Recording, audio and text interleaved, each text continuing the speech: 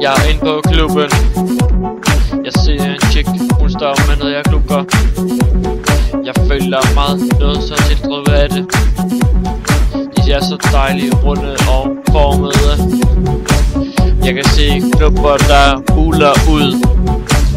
Mine tænder løber i savl, jeg må have det nu. Men fuck er det jeg ser.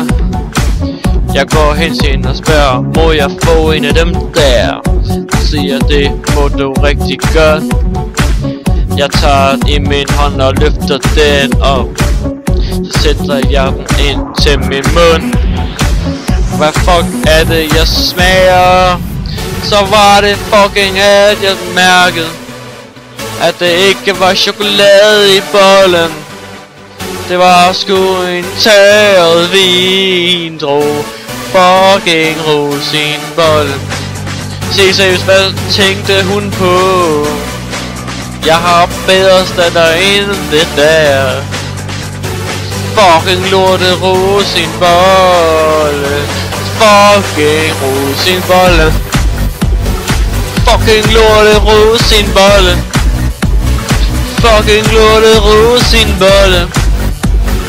Fucking lorte rosinbolle. Lorte rosinbolle. Jeg siger til hende, jeg har lige sat mit hår med min egen saks, så det sidder max, din lille haks. Men hvad er det der? Hvor fuck har du lært at bage bolle fra? Du burde tages ikke bagfra. Forfra i et bageri. For det der svineri gider jeg ikke at se, lille dyder.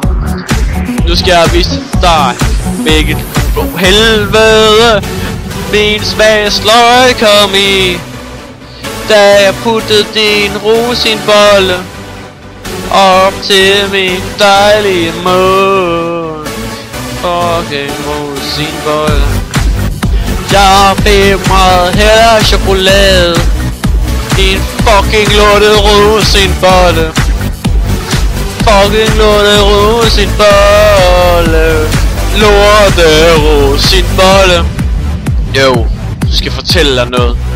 Da man bærer en ordentlig chokoladebolle, tager en god 70% Anton Bær, blander det sammen med noget mel, æg, vand, mælk, rør dejen godt rundt, trill til kugler, pensel dem, put dem i en ovn på 200, så tilbage i 20 minutter. Voila, din mund vil gå i orgasmer, jeg svæver. Så nu har du lært det. Nu har jeg lært, hvordan man laver en ordentlig bolle. Ikke nogen af din fucking rosinbolle, men en ordentlig god chokoladebolle. Fucking rosinbolle. Min mor var ved at eksplodere af fucking syreangreb. Men fuck fandt på at tørre en video.